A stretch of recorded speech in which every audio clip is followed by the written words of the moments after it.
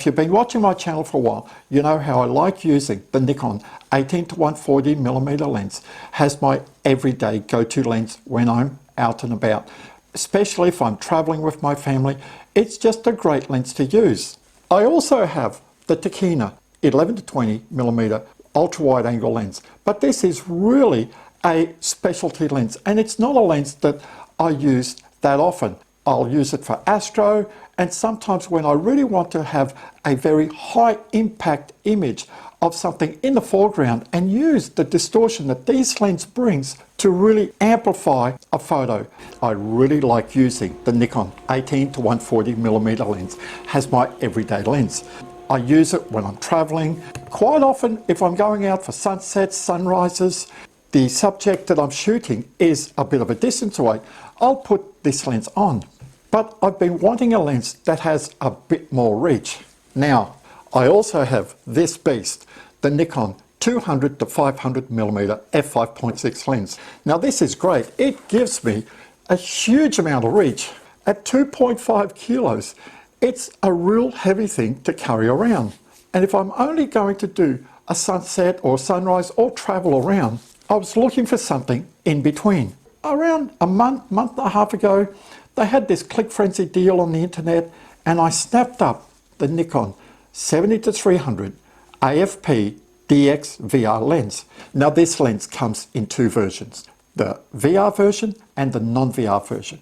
And you can see there's nothing on the lens itself with a VR switch because it's all done internally of the camera.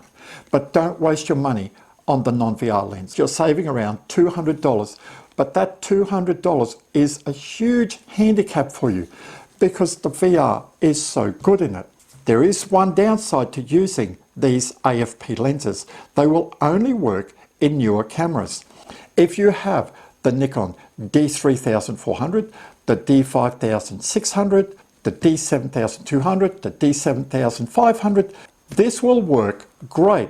If you have the Nikon D3300, D5300 and D5500, you are going to need to download the firmware of the Nikon website to enable you to use this lens. Now the reason you need to download this firmware is because the latest firmware gives the camera the ability to turn the VR on these lenses on or off.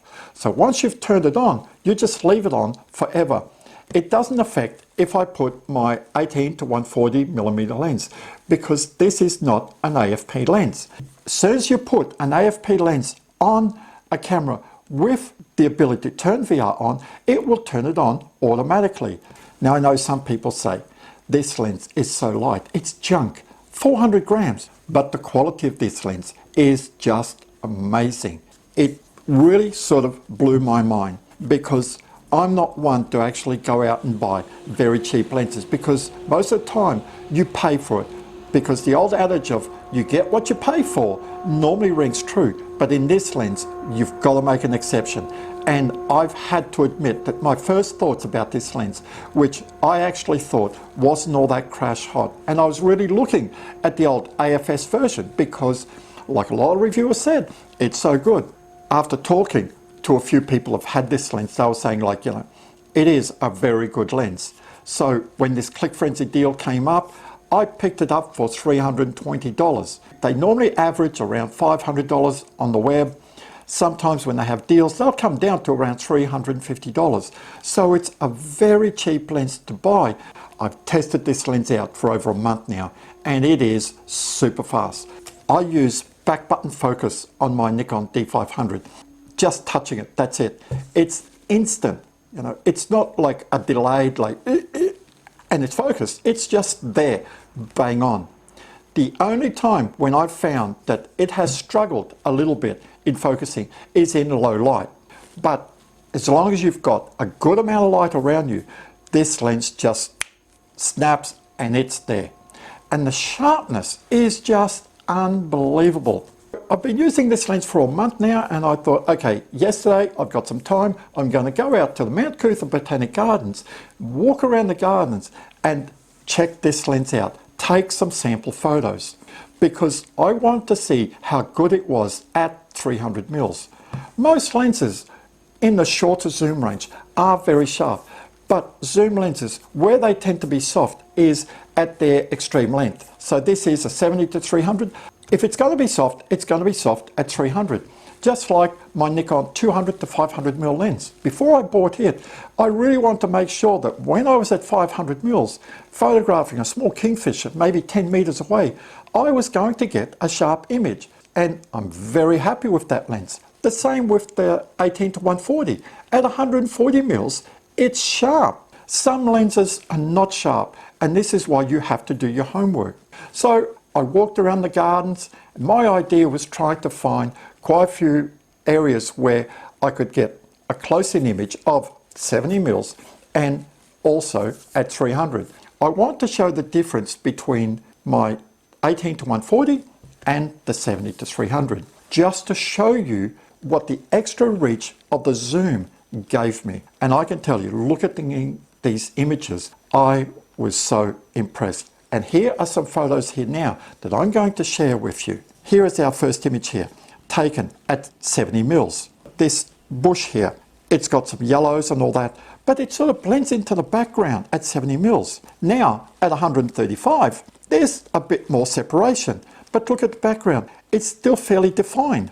Now look, 300mm, look at that, it's just in your face, the background has been blurred out. And I wasn't using a low aperture, f6.3. Now this is something that this new lens is slightly different to the older lenses. The older 70-300 were from f4.5 to f5.6. This one goes from f4.5 to f6.3. You're losing about a third of a stop of light.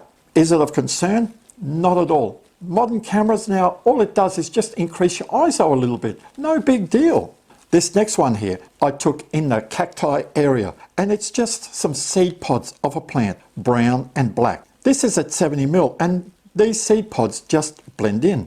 Now look at 135. So this would be similar to if I was using my Nikon 18-140 at 140mm. The background is still very discernible, and it's detracting from the seed pods. Now you could say, but Charles, just crop it. There you go. I've cropped it now to about 2/3 in. But look at my background. It's still very discernible. You won't change your background by cropping. It will still be as noticeable. Yes, you've gotten closer in, you can see more detail in your subject, but the background is still going to be the same. Now look at the 300mm. Can you see the background? It's just that nice, smooth, blurry, buttery feel. The seed pods are so sharp. I'm going to zoom in here. Look how clean this is.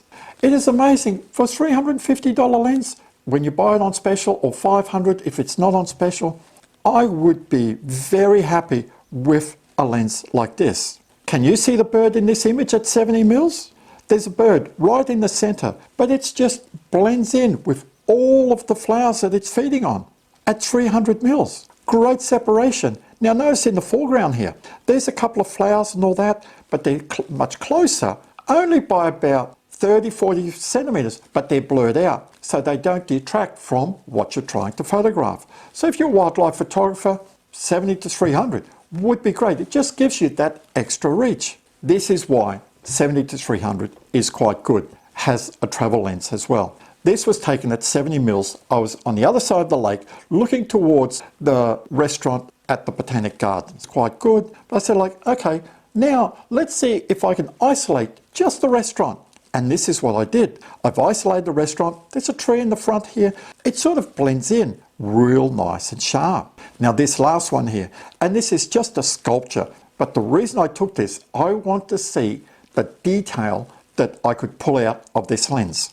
This was at 70mm. This is at 300. And look at the eye of this sculpture. Look at it.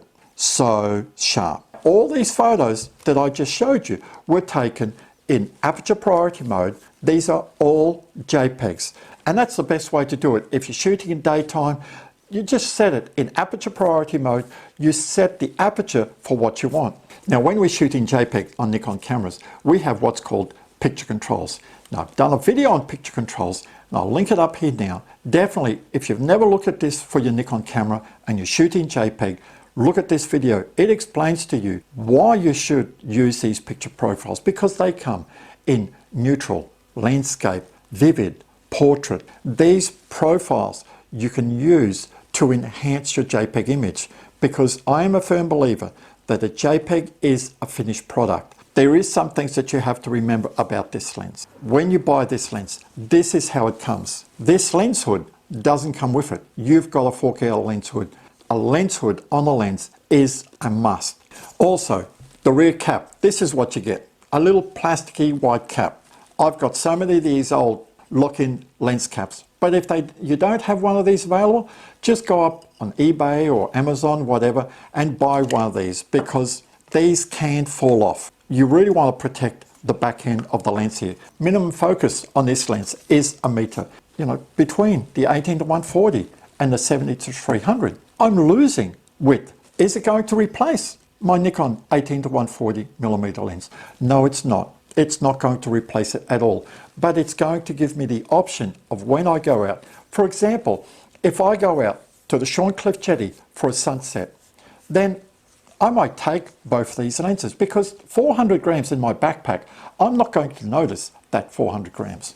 2.5 kilos for this lens here, I am definitely going to notice if I want to take a zoomed in shot. Having this lens with me when I go out is going to give me options that I didn't have, because like I stated, I can crop in, but the idea is not to crop in too much. You lose pixels. Like I showed you in some of the images, your background doesn't change. If I'm out and about and there's a tree a bit of a distance away from me and I want to isolate that tree from its background, then using this lens at 300mm compared to 140mm, I'm going to get that isolation, and that is what I wanted. Personally, I'd recommend this lens. For the money that you're paying for, it is great. Now, this is not a lens to be used on FX bodies. It's just not designed for. I don't believe in using DX lenses on FX bodies. If you're planning on going to FX, then look at a 70-300 FX version. Now, if you own the Nikon Z50, this lens will work great with it. It works just as good. You just need the adapter and away you go. Because at the moment, the maximum that you can get on the Z series lens is 200mm. So it gives you an extra 300mm at a budget price. If you found value in this video review on the Nikon AF-P 70-300 DX VR lens, give it a big thumbs up, enjoy your photography, and I'll see you next time.